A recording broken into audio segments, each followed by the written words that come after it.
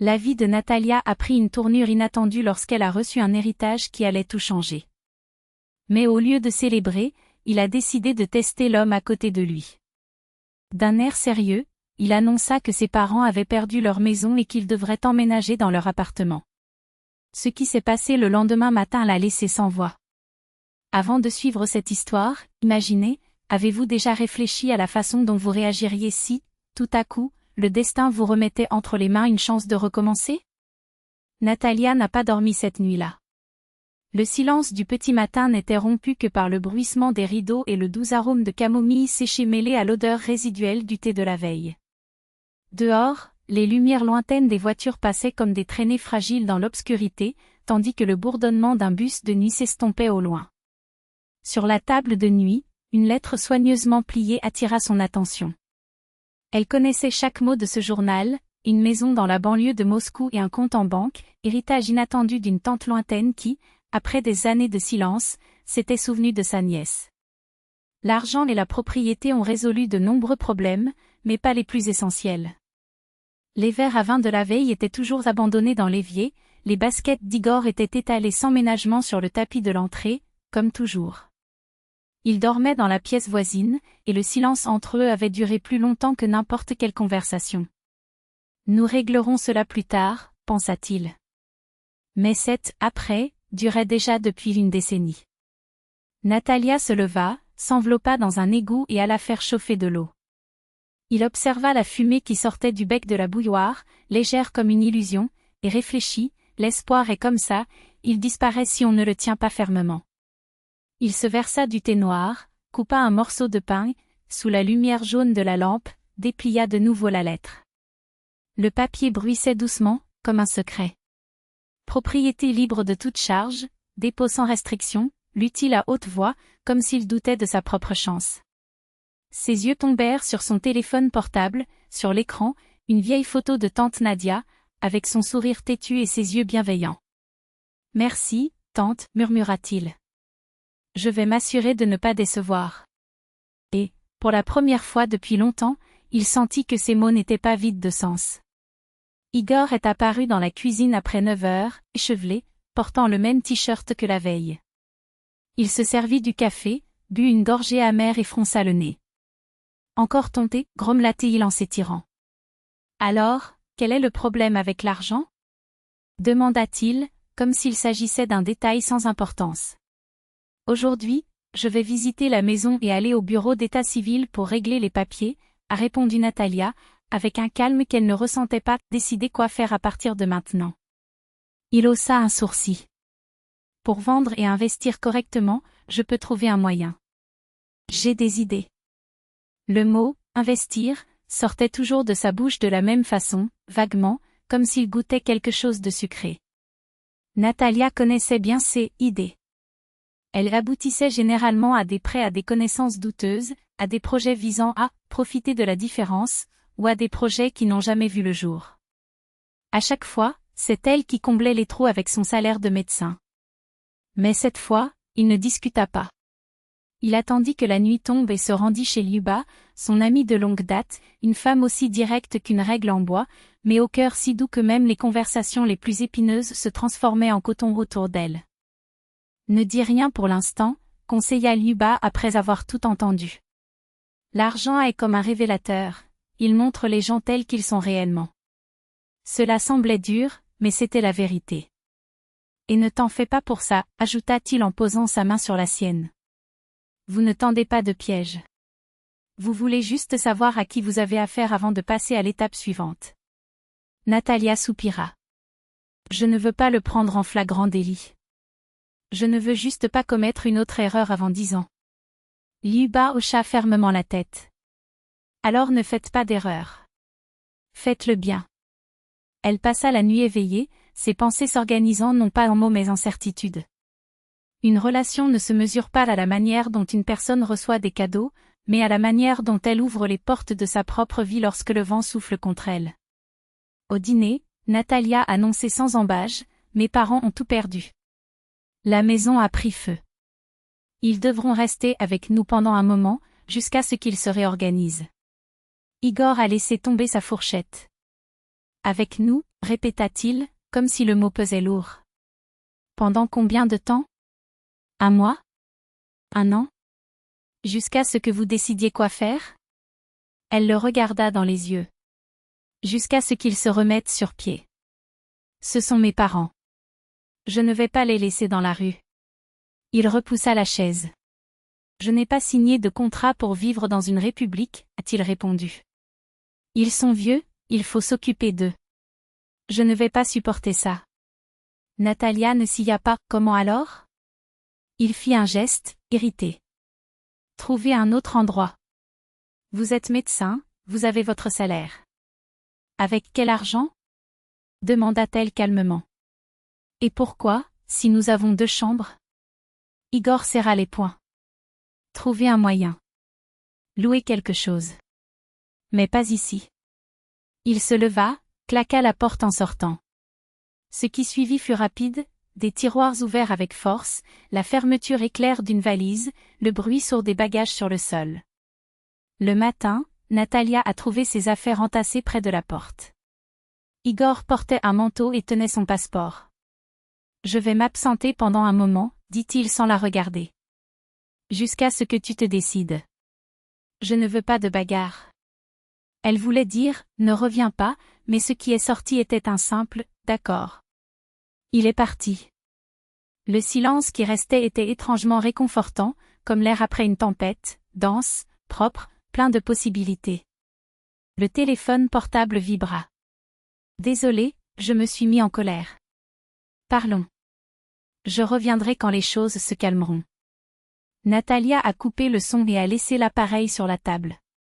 Le lendemain, elle était à l'intérieur, devant une solide maison en bois avec un haut porche et une vieille cerisier à l'arrière.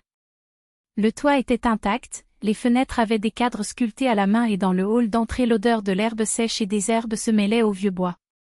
En ouvrant les volets, la lumière entrait comme une invitation, simple et accueillante, comme si cet endroit avait toujours été le vôtre. Dans la cuisine, il trouva une bouilloire en émail, un verre de thé avec des fleurs séchées, des serviettes soigneusement pliées. Le soir, les voisins sont arrivés. Je m'appelle Glacha, se présenta une femme mince avec une posture droite. Voici mon petit-fils, Pavel. Il a des mains en or. Si vous avez besoin de quelque chose, appelez. Pavel hocha la tête, sourit et soudain tout devint facile. C'était un homme de peu de mots, mais avec un regard si chaleureux que la méfiance n'avait pas de place. Ils restèrent un moment sous le porche. Glacha a parlé du marché local, des horaires des bus pour se rendre en ville, de la clinique rurale où le technicien improvisait, avec l'équipement. Pavel a réparé la porte et a proposé de nettoyer le puits. Si vous avez peur la première nuit, appelez.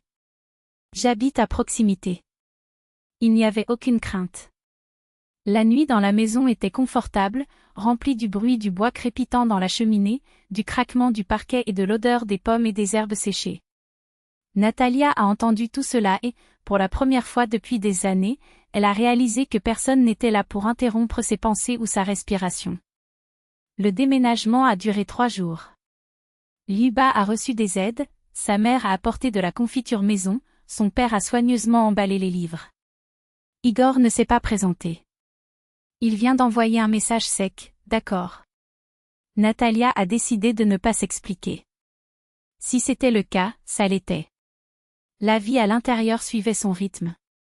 Petit déjeuner avec du pain et du beurre, après-midi dans le jardin ou réparation de petits défauts dans la maison, voyage en bus en ville pour régler la paperasse. Le soir, lire, appeler les parents, échanger quelques mots avec les voisins. Le 3e jour, Glacha apparut avec du lait frais et de la crème. À la santé. Le 5e jour, Pavel a apporté une scie, a réparé la lampe de table et a vérifié le câblage. Cela a duré 10 minutes, une demi-heure, 1 heure. Avec lui, tout coulait. Pourquoi m'appelles-tu toujours, toi? Natalia a demandé une fois. Je ne suis pas ton patron. Habitude, sourit-il. Mais je me corrige. Tu es Natalia, je m'appelle Pavel. Tout est clair. Tout est clair, acquiesça-t-elle. La nouvelle ne tarde pas à se répandre, un médecin est arrivé au village. La nouvelle s'est répandue comme une traînée de poudre. Des vieillards sont arrivés pour mesurer la tension artérielle, les mains tremblantes, tenant du pain fait maison ou des bottes d'herbe récoltées dans le jardin.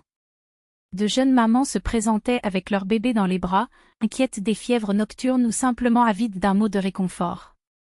Certains apportaient des œufs encore chauds de la poule, d'autres un sac de pommes de terre fraîchement récoltées, certains, juste un sourire gêné et un « merci d'être là ».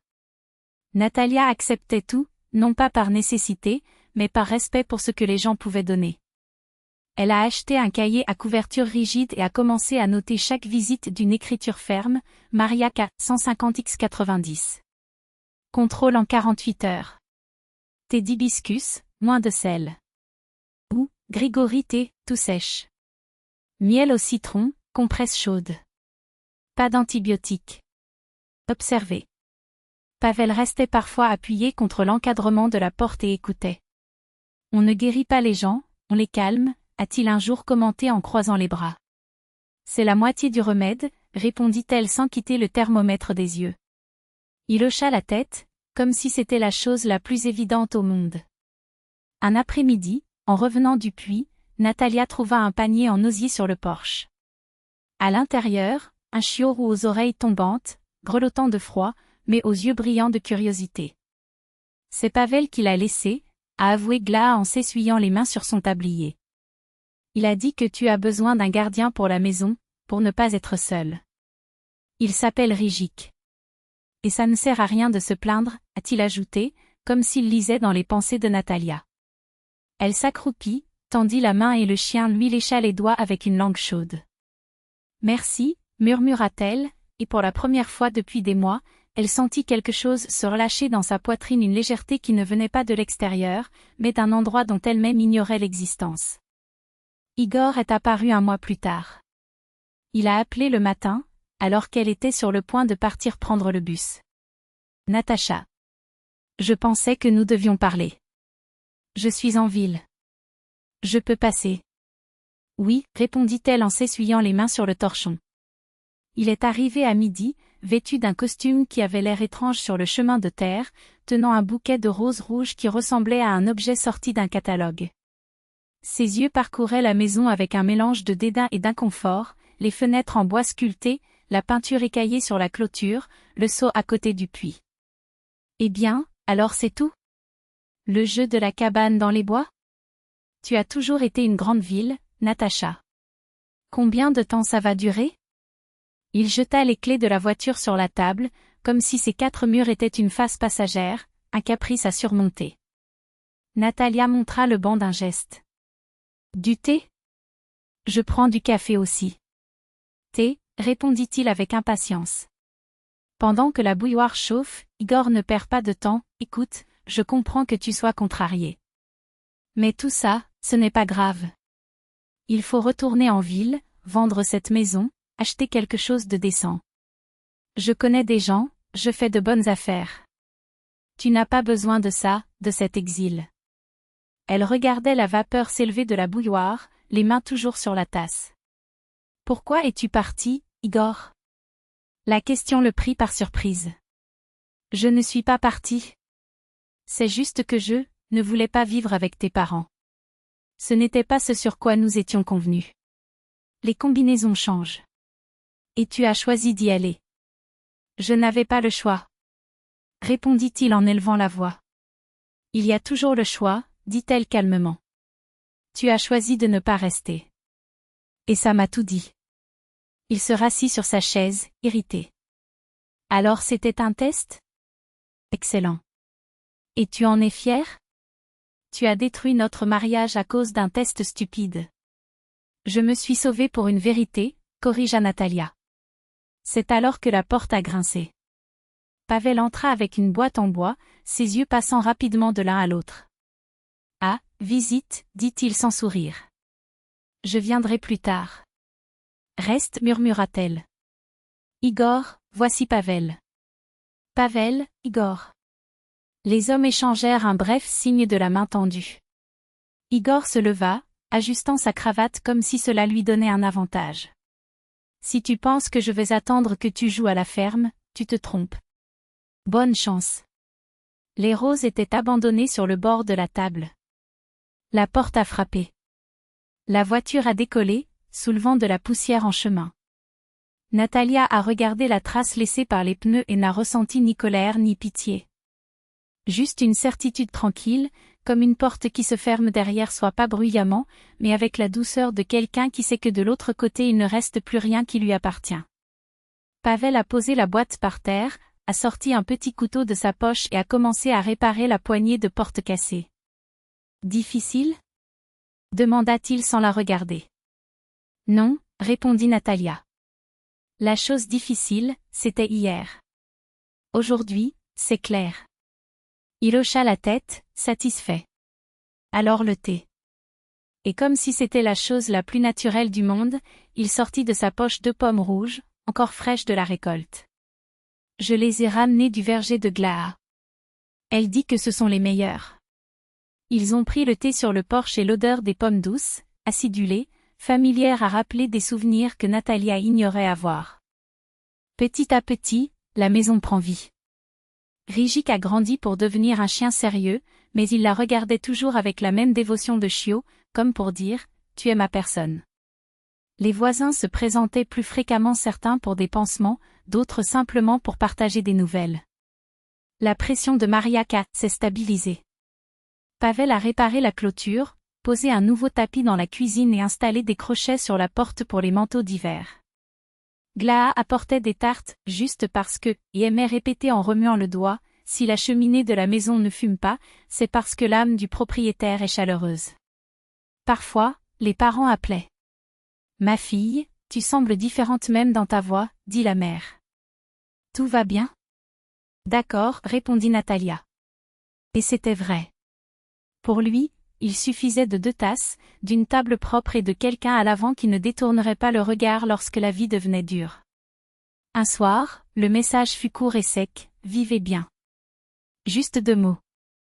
Aucun point, aucune excuse. Natalia a répondu, toi aussi. Et c'était tout. Parfois, le passé se termine par la dignité d'un simple geste, d'une brève courtoisie qui ne nécessite aucune explication.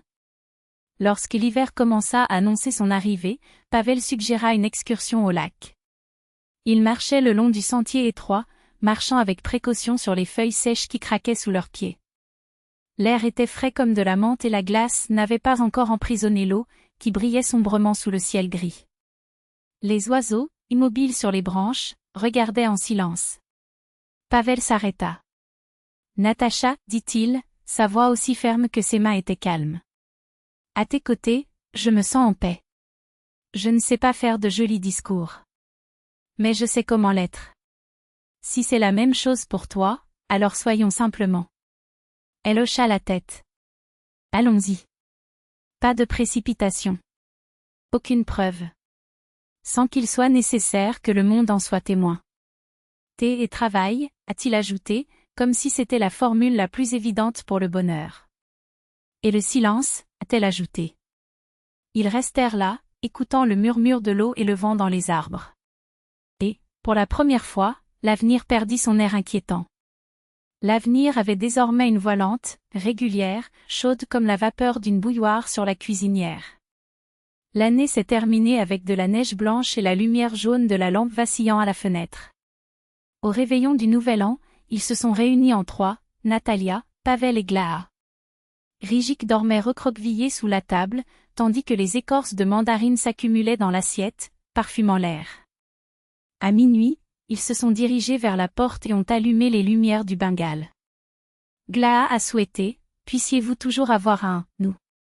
Pavel ajouta doucement, et que personne ne nous mette à l'épreuve. Natalia a ri un son léger, sans l'ombre d'un doute. Puis ils rentrèrent à l'intérieur, servirent le thé, écoutèrent à la radio le concert du Nouvel An, tandis que le pendule de l'horloge égrenait les minutes avec une précision obstinée. Dehors, la neige tombait lentement, comme si le temps avait appris à respirer lentement. Natalia se souvenait de ce matin avec la lettre d'Igor, de la porte d'Adam qui grinçait en se fermant, du chemin qui menait à la nouvelle maison. Du rire de Liuba, du regard prudent de Pavel, des mains chaudes des voisins, du crépitement de la pluie sur le toit. Et il a compris, ce n'était pas lui qui était testé à ce moment-là. c'était elle-même. Suis-je prêt à vivre comme je le pense? La réponse est venue entre les lignes des jours qui ont suivi, dans des gestes qui n'avaient pas besoin de mots, dans des choix qui n'ont pas demandé d'applaudissements. Il ouvrit le cahier et écrivit 3 lignes, avec l'écriture ferme de quelqu'un qui ne craint plus son propre cœur. Astérisque, l'amour se voit dans la rareté, pas dans l'abondance. Un silence partagé sauve plus de 1000 cris. Une maison. Une personne avec qui garder le silence est possible. Astérisque. Fermer le cahier, c'était comme tourner une page sans la déchirer. J'ai souri. Quoi de neuf? Est-ce que tout va bien? Demanda Pavel comme s'il lisait dans ses pensées. Tout, a-t-elle répondu. La théière trembla en signe d'accord. Et le thé était fort comme la vie qu'il construisait. Sans trop de sucre, mais avec un arrière-goût chaleureux qui reste dans la gorge longtemps après la dernière gorgée.